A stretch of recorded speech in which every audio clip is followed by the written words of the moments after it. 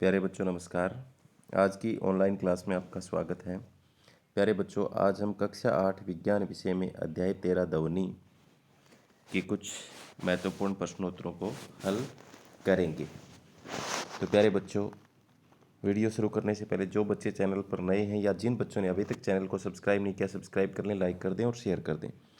शुरू करते हैं। पहला प्रश्न, पहले प्रश्न में है ध्वनि क्या है।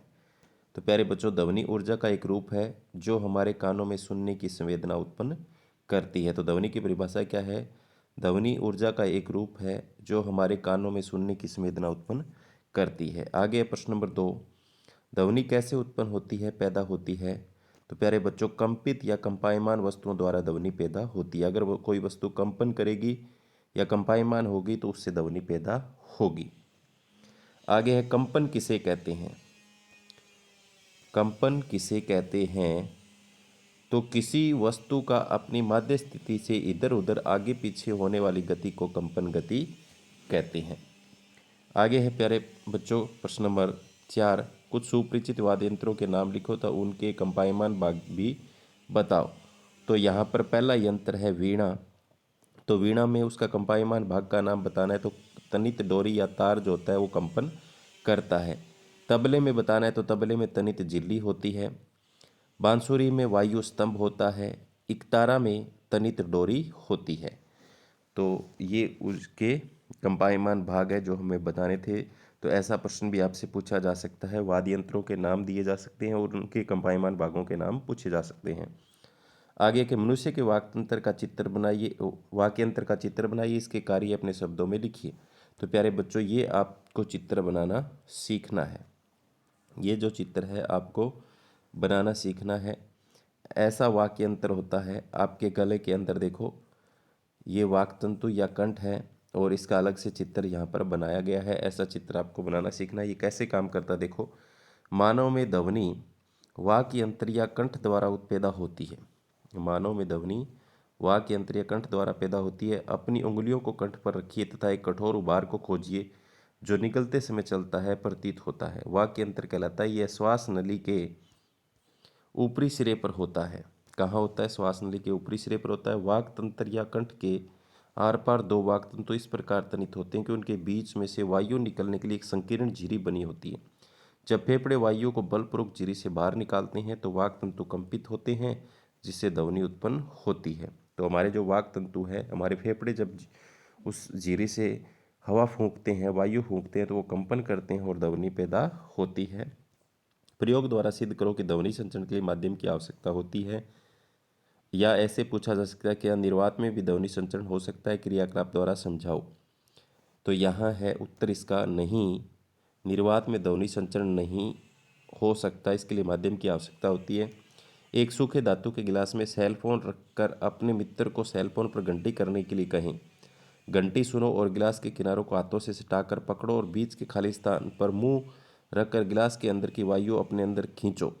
2 बार घंटी के लिए मित्र को कहो अब दोबारा घंटी के लिए मित्र को कहो अब घंटी आपको नहीं सुनती क्योंकि गिलास की वायु खींचने पर निर्वात बन जाता है। इससे हमें पता चलता है कि ध्वनि को एक जगह से दूसरी जगह पर जाने के लिए किसकी आवश्यकता है? माध्यम की आवश्यकता है।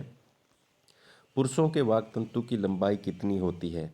तो पुरुषों के वाक तंतु की जो लंबाई होती है वो 20 mm होती है। महिलाओं के वाक तंतु की लंबाई कितनी होती है? तो पुरुषों से लगभग 5 mm छोटे होते हैं। आगे है प्रयोग द्वारा सिद्ध करो कि ठोसों में ध्वनि संचरण करती है। तो 1 मीटर छड़ लेकर उसका एक सिरा अपने मित्र के कान से सटा कर रखो। अब स्वयं दूसरे सिरे को किसी चीज़ से खरोचो। अपने मित्र से पूछो कि क्या खरोचने पर ध्वनि सुनाई देती है। उत्तर मिलेगा हाँ। इससे सिद्ध होता है कि ध्वनि ठोसों में भी संचरित होती है। क्रियाकलाप द्वारा समझाओ कि द्रवों में भी ध्वनि का संचरण होता है। तो एक टब में जल भरो, हाथ में घंटी लेकर उसे जल में ले जाओ। घंटी टब की दीवारों को न छुए। अपने कान को जल की सतह पर रखकर ध्वनि सुनो। हम घंटी की ध्वनि सुन पाते हैं। इससे सिद्ध होता है कि ध्वनि द्रवों में भी संचरित होती है, संचरण करती है। सही उत्तर चुनिए। ध्वनि संचरित हो सकती है केवल वायु या गैसों में, केवल ठोसों में, केवल द्रवों में। तो प्यारे बच्चों, ध्वनि जो है वो ठोस, द्रव और गैस तीनों में संचरित हो सकती है। तो ऑप्शन नंबर लास्ट वाला इसका सही हो जाएगा, चौथा। ध्वनि की गति में सबसे तेज ध्वनि की गति सबसे तेज किस में होती है? तो प्यारे बच्चों, ध्वनि की गति जो होती है वो सबसे तेज ठोसों में होती है। आपने देखा होगा, कभी आप रेलवे स्टेशन पर खड़े हो, आप ट्रेन का इंतजार कर रहे हो, तो आप पटरी को कान लगाकर सुनते हैं। क्यों सुनते हैं? उसका कारण है क्योंकि ध्वनि जो ठोसों में तेज चलती है। हम ध्वनि को अपने कानों द्वारा कैसे सुनते हैं? तो ये आपका कान का चित्र है। हमारी यह कान की कर्णपाली है, ये कर्ण नली है, ये कर्णपट है यहाँ पर, और ये मध्य कर्ण है, और ये यहाँ पर कंठकर्ण नली है। तो अब देखो, कान के बाहरी भाग की आकृति की फनल की जैसी होती है। जब ध्वनि इसमें प्रवेश करती है तो यह एक नलिका से गुजरती है, जिसके सिरे पर एक पतली झिल्ली दृढ़ता से तनित होती है। इसे कर्णपटय कहते हैं। कर्णपटय पर तनित रबड़ की सीट के समान ध्वनि के कंपन कर्णपटय को कंपित करते हैं। कर्णपटय कंपनों में अंतरकर्ण को भेज देता है, वहां से संकेतों को मस्तिष्क भेज दिया जाता है। इस प्रकार हम ध्वनि को सुनते हैं। आवर्तकाल, आवर्ती तथा आयाम को परिभाषित कीजिए। कंपित वस्तु द्वारा एक दोलन पूरा करने में लगा समय आवर्तकाल कहलाता है। इसका असाई मात्रक सेकंड होता है। आवर्ती क्या होती है? तो कंपित वस्तु में प्रति सेकंड होने वाले दोलनों की संख्या को आवर्ती कहते हैं। इसका असाई मात्रक हर्ट्ज होता है।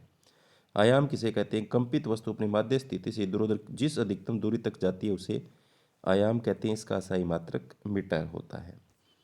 निम्न में किस वाक ध्वनि की आवृत्ति न्यूनतम होने की संभावना है?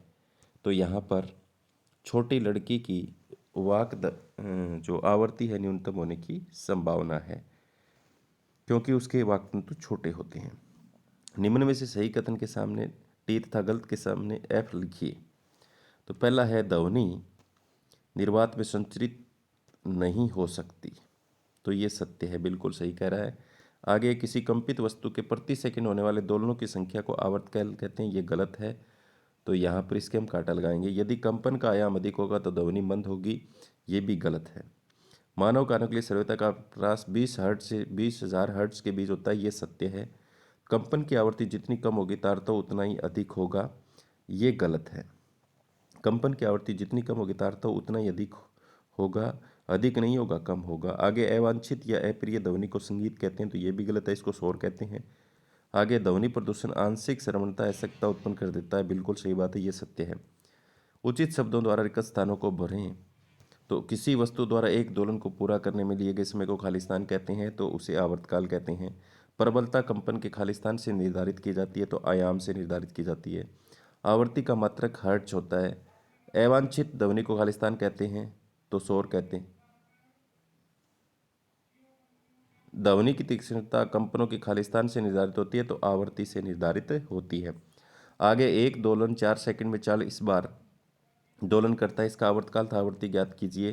तो 40 दोलनों में लगा समय है 4 सेकंड। एक दोलन में लगा समय 4/40 यानी 1/10। तो आवर्तकाल कितना हो जाएगा? 0.1 सेकंड।